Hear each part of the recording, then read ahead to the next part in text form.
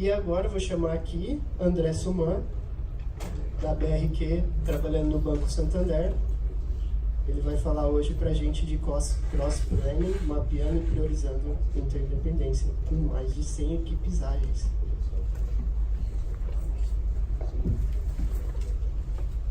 Olá pessoal, bom dia, tudo bem? Obrigado por terem escolhido a minha palestra para o seu sábado de manhã. E obrigado à organização também pelo meu patrocinador aqui, Água Lindóia, né? Quem não sabe, eu sou de Águas de Lindóia, então fico feliz com...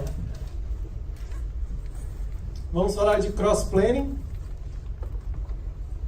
Primeira coisa, cross-planning é um nome inventado pelos Agile Coaches para esse evento, então não é um nome de mercado, um nome comercial. Então se jogar no Google cross-planning, provavelmente vocês não vão encontrar isso, tá? Eu sou o André Suman, eu sou o Agile Coach da BRQ, atuo no Santander desde o início do ano passado. Vocês me encontram como @André Suman em todas as redes sociais, Twitter, Instagram, o canal do YouTube, André Suman. Tudo que tiver André Suman sou eu, tá? E tem o meu blog também, Casé é meu apelido da época da faculdade. Vocês devem conhecer o Casé Peçanha da MTV, né? Da MTV. Então eu careca, né? Bicho. Peguei lá na faculdade e tal, narizão, careca, Casé, né? Começaram a falar Casé, eu falei, beleza, acho que é melhor eu ficar com esse apelido mesmo, porque o menino que sentou do meu lado virou hemorroida. Então quando falaram Casé, eu falei, acho que tá legal, vamos ficar com Casé mesmo. E vamos ver o que a gente pode agilizar para vocês hoje, né? Bom, vou falar aqui de ágil em escala. Quem aqui tem problemas de priorizar dependências entre times, mapear? Quem trabalha em empresas que tem mais de 30 times ágeis? Mais de 50? Mais de 100? Mais de 200? Opa!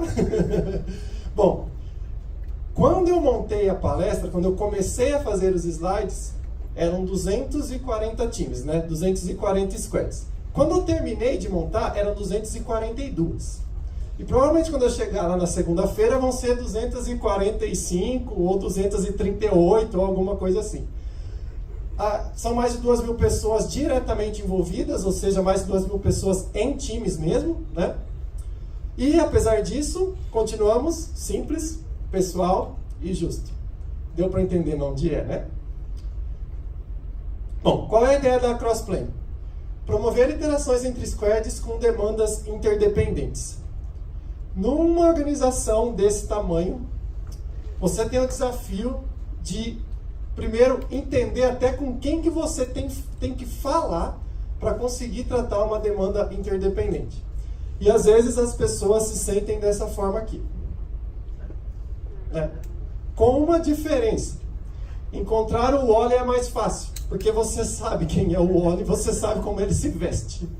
Agora imagine dentro da organização, com 5.000 pessoas no mesmo prédio, 2.000 pessoas dentro de squads, 240 squads, você tem que achar quem que é responsável por aquela dependência que você precisa. E é por causa disso que surgiu a cross-planning, esse nome aí que a gente deu. Então a gente tem um cronograma aqui de como acontece a cross-planning. O meu objetivo aqui com a palestra é demonstrar para vocês como que a gente fez. É lógico que isso aqui já sofreu uma evolução, né? Isso aqui, vamos dizer, eu estou fazendo baseado na última versão de cross-planning que a gente fez. Com certeza na próxima a gente aprende mais alguma coisa e melhora, né?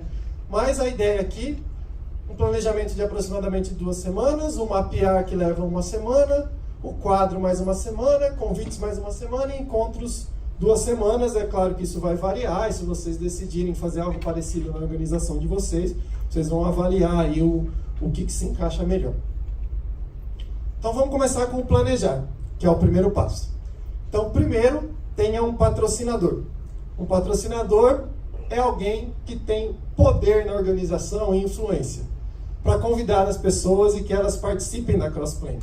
Então um superintendente, alguém que vai estar numa reunião lá com os outros superintendentes, com todo o pessoal lá da alta gestão para orientar, falar, olha, a gente precisa de vocês, falem para os seus diretos aí que a gente vai fazer esse evento, explica como é que funciona, para ter uma influência com as pessoas para que elas participem mesmo, né? Então você vai escolher um local para um quadro, você vai ter um quadro para essa cross-planning, e Por que, né, o sítio escolher um local para o quadro? Porque organizações que têm muitos times normalmente são, claro, organizações gigantes e envolve uma certa burocracia ou governança dentro até dos prédios, né? Então você não pode chegar e colocar 8 metros de papel colado em qualquer parede. Então, no nosso caso lá são 8 metros de quadro, então procurem um lugar adequado para isso. Façam um comunicado oficial, então avisem, mandem uns e-mails, se tiver grupo de WhatsApp, avisem o pessoal do que é a cross-planning, para que serve, e montem o quadro. Isso é feito pelos Agile Coaches. Então os Agile Coaches vão atrás de um patrocinador, do local, fazem um comunicado, montam o quadro e tal. Aí são 2 Agile Coaches lá que trabalhavam com a gente, o Haroldo e o Adriano, fazendo a montagem do quadro ali. Depois a gente vai mapear quem vai participar da cross-planning. Isso aqui já é uma parte da evolução que a gente teve em relação a cross-plannings anteriores, porque antes assim, manda convite para todo mundo.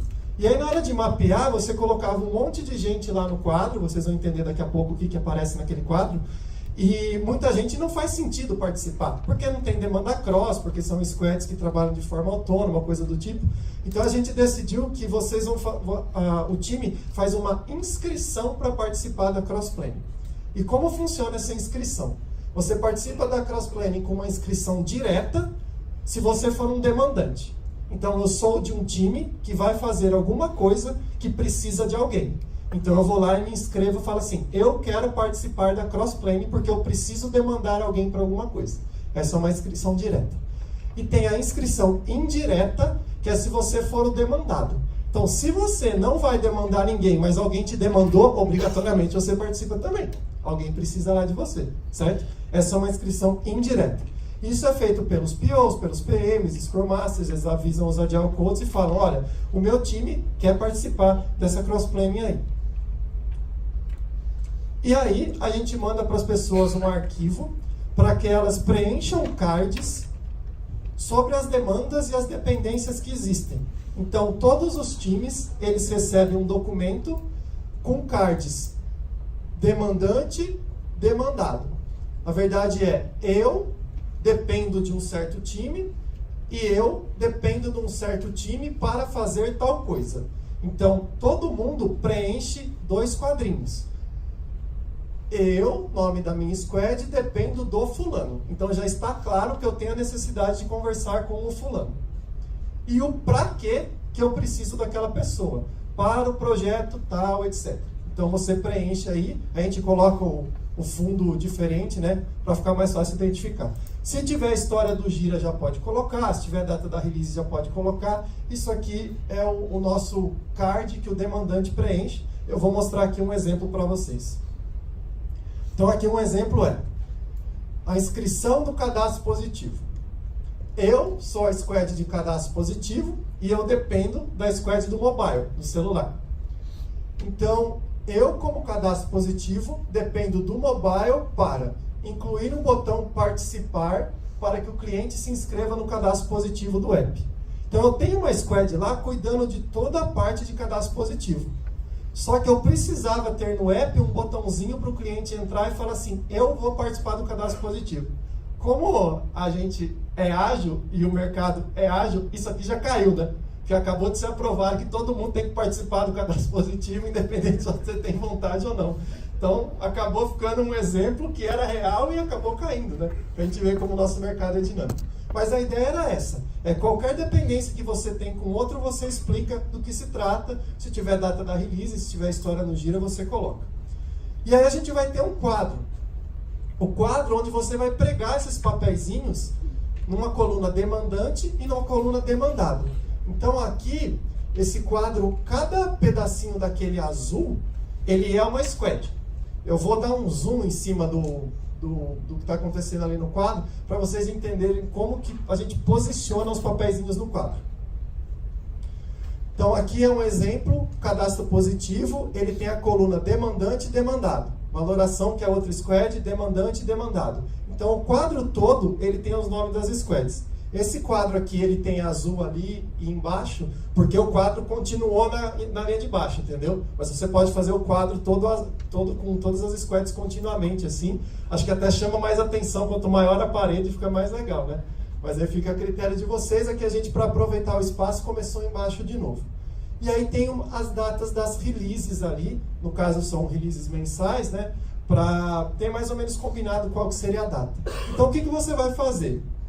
No demandante, tá vendo que o fundo ali do demandante é cinza? É justamente para ficar parecido com esse cinza aqui, para saber onde colar. Então, no demandante, você cola o seu papelzinho dentro do seu próprio time. Então, se eu sou o cadastro positivo e eu vou demandar outro time, eu vou colocar o papelzinho ali no demandante. Eu, cadastro positivo, demando fulano. Eu, cadastro positivo, demando ciclano.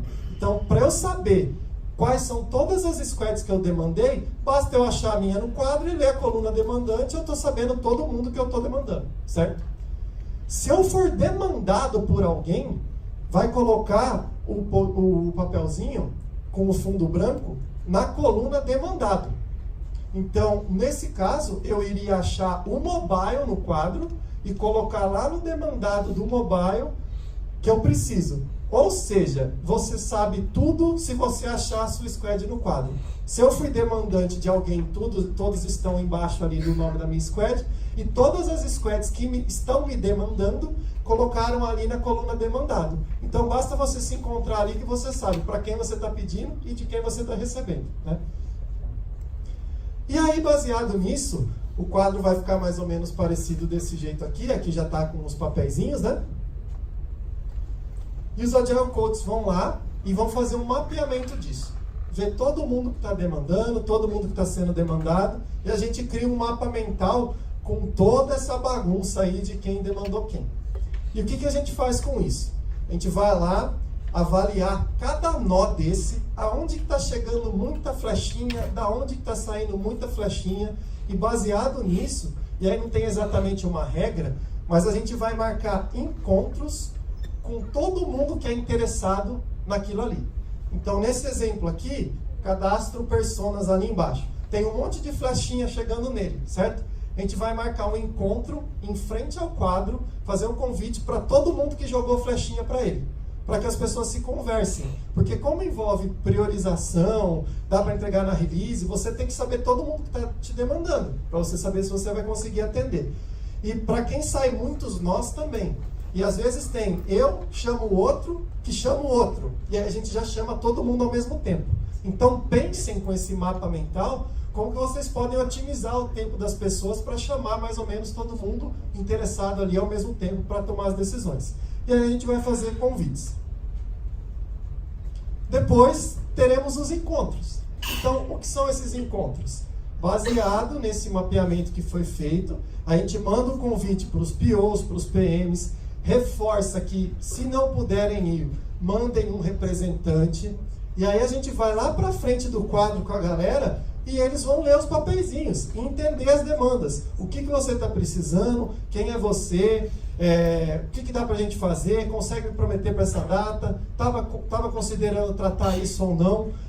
Pessoal, parece bobo, mas a ideia é essa mesmo. A gente só quer fazer as pessoas se encontrarem. É aquela história do onde está o óleo. A nossa experiência mostra que acontece de tudo nesse evento. Coisas assim: oi, eu sou o PO da squad e tal, eu vi que você está precisando aí e tal, tem uma demanda, o que eu posso te ajudar? As pessoas começam a conversar e... eu já te vi aqui algumas vezes e tal. Ah, eu trabalho aqui no banco há 15 anos. Ah, eu trabalho há 12. E as pessoas se conhecem nesse momento. Então, é a experiência de estar trabalhando num lugar com 5, 6 mil pessoas, às vezes, proporciona isso. Também acontece das pessoas chegarem lá e falarem assim: ah, é aquilo que a gente já conversou mesmo, né? Tá, e aí, fulano, tá, combina um café. Tem gente mais nova, tem gente menos experiente, gente com menos tempo de casa. E aí os Agile Coaches ficam lá dando as orientações, promovem as discussões, juntam as pessoas. Isso dura mais ou menos uns 15, 20 minutos, né? E aí a gente sai com o resultado. Importante, o que o Agile Coach faz? O Agile Coach está lá para promover a interação, para saber que as pessoas apareceram, quem que foi no horário, tá certo, ajudou, conversa com o fulano. O Agile Coach não está lá para priorizar, ele não está lá para ficar cobrando data e nem está lá para convencer os demandados. Cara, eu coloquei o PM de um produto frente a frente com o PM de outro produto. Eu sou agile coach, cara, eu não tenho o que intervir ali. Às vezes as pessoas chegam com a ideia errada de que assim, eu estou precisando disso, me ajuda aqui a convencer o cara. Cara, problema seu, você vai lá, a gente tem que fazer o que é melhor para o negócio. Eu posso ajudar vocês, se vocês precisarem de uma conversa depois para a gente ver qual é o valor das coisas que estão sendo entregues, para a gente ver o que pode ser priorizado. Precisar de alguma ajuda com técnica de priorização, eu ajudo. Mas não usem um Agile Coach de muleta de que assim, você que tem que contar para o cara lá que ele precisa me entregar um negócio. Né? O Agile Coach não está lá para isso. Eu estou lá conferindo as demandas, vendo no quadro, vendo se todo mundo foi na reunião, coisas do tipo. E aí, qual que é o resultado? O que acontece? Para cada card, deixa eu voltar um pouquinho aqui, que na foto que eu coloquei eu já tinha colocado os resultados. Tá vendo que tem umas bolinhas nos cartões ali? É um adesivinho que a gente coloca. E o que a gente faz é, se as pessoas se entenderam, conversaram, ok, não significa que a demanda já está prometida ou acordada, ou assim, não significa um compromisso da entrega, mas significa que vocês se conversaram, combinaram, entenderam, disseram que é possível e, claro, vão depois conversar em que momento vão priorizar isso, seja nas suas sprints, seja times que utilizam o Kanban quando essa demanda faz sentido entrar. O amarelo é o alerta do, cara, eu entendi, mas não sei se consigo te atender, ou a gente precisa ver melhor, ou isso envolve uma despriorização de projetos que eu estou fazendo, que eu vou ter que ver com a minha liderança se eu posso fazer isso. Então, às vezes, isso escala para uma briga numa esfera um pouco maior de, gente, você precisa tirar isso para a gente conseguir colocar isso aqui. Então, é um esquema de semáforo simples, né? E o vermelho é o ausente. Infelizmente, a pessoa não foi, a pessoa não apareceu, a gente não conseguiu conversar, a gente não sabe exatamente como tratar essa demanda, e aí a gente vai dar o alerta depois, fala assim, olha, eu sei que quem trata isso é o fulano, te dou um e-mail, te dou um contato, e aí as pessoas seguem a cross-planning, nesse caso aqui, para essa demanda, não conseguiu dar um andamento. E quais são os resultados que a gente vem tendo com isso? Aqui, são os números da nossa última cross-planning, que, como eu disse, já veio de forma evolucionária, né? Afinal de contas, somos ágeis. Coisas engraçadas que aconteciam antes, ou coisas complicadas que aconteciam antes, não acontecem mais. Por exemplo, antes as pessoas queriam demandar alguém, mas elas não sabiam qual era o nome do time, o nome da squad que cuidava daquilo. Eu sei que é do produto X, sigla XYH, mas eu nem sei quem cuida disso. E aí a pessoa chegava com um cartãozinho para pôr no quadro e não achava XYH lá, né? Achava nome de squads. E às vezes o nome da squad é Clube da Luta, Formiga Atômica, coisas do tipo. Então a gente já melhorou de edições anteriores e agora a gente tenta passar para o pessoal quais são os sistemas de cada squad, por exemplo, para fazer a inscrição já mais voltada. Na última foram 64 squads, 64 times que se inscreveram, ou de forma direta ou de forma indireta. A gente fez 9 encontros, então veja que os encontros eles são animados, né? Vai bastante gente mesmo, de 64 times só geraram 9 daqueles encontros na frente do quadro, para o pessoal conversar e tal. 193 demandas foram tratadas, então tinham 193 papeizinhos lá, claro que times tinham mais de uma demanda, né, para poder tratar. Mais de 130 envolvidos, ou seja, mais de 130 pessoas participaram ativamente lá dos encontros, e a gente conseguiu 59% de priorização. A gente conseguiu 59% de bolinhas verdes. E o número que está oculto atrás disso aqui, que é o mais importante, alguns milhares de e-mails e mensagens e dores de cabeça não aconteceram. Simplesmente porque você foi lá e conheceu a pessoa, entendeu com quem que você tem que conversar. Pessoal, parece simples. É só juntar as pessoas. E essa aqui eu acho que é a nossa inspiração. Indivíduos e interações mais do que processos e ferramentas. Eu simplesmente pego o fulano de um lado, trago o fulano do outro e falo, cara, vocês são POs, vocês são PMs, vocês são responsáveis pelos produtos, O retorno sobre o investimento que está sendo feito depende de vocês. Eu preciso que vocês se conversem e entendam como um vai atender o outro, porque isso é o melhor para a organização nesse momento, né? A gente precisa das pessoas, é importante a ação das pessoas ali. Eu falo que eu sou do interior, né? Já comentei, uma cidade de 15 mil habitantes, e ali se você fecha um negócio com alguém, você simplesmente precisa apertar a mão da pessoa, e o negócio está fechado. E eu acho que é uma coisa que se perde um pouco, às vezes, em ambientes maiores, em cidades grandes, onde cada um está tentando se proteger de alguma coisa pior, né? E aqui a gente acredita nas pessoas. A gente põe um de frente com o outro e fala, se combinem aí, o que vocês falarem aí é o que tem que acontecer. Então, por conta disso, eu gostaria de propor um exercício a vocês, que às vezes a gente se esquece um pouco, né? Então isso pode fazer toda a diferença numa cross-planning. Aprendam a dar um aperto de mão.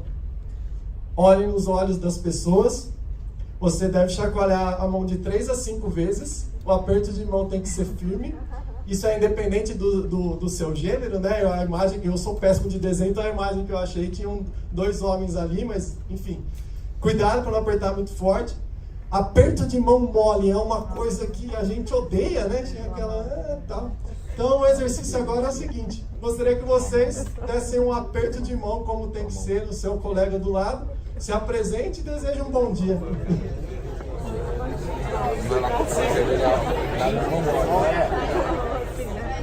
Prazer, Daniel. Tudo bem? Prazer, Daniel. Daniel, tudo bem? Prazer, Daniel.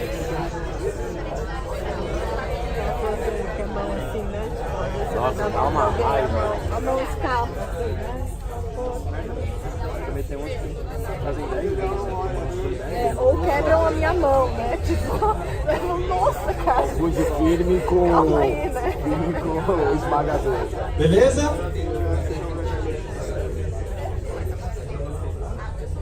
Valeu, pessoal. Agradeço a participação de vocês aí. Isso é muito útil para a cross-planning. Eu acho que, na verdade, o ponto mais importante da cross-planning é esse, é você apertar a mão de alguém e confiar que aquela pessoa está ali para te ajudar e que pode te ajudar.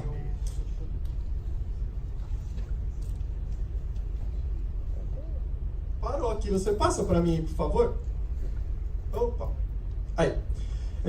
O meu blog, o blog do Cazé tem informação. Esse material vai estar disponível lá. Eu não subi ainda, tá? Acho que até o final do dia eu consigo colocar lá.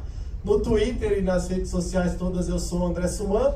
Se quiserem me chamar para um café, ou no LinkedIn, André Suman Pereira. Eu agradeço a participação de todos vocês. Eu ainda tenho 3 minutos. Eu vou fazer uma coisa. Além de Agile Coach, eu gosto de mágica, eu gosto de tocar sanfona. Então, como eu tenho 3 minutos ainda, eu vou tentar uma coisa aqui.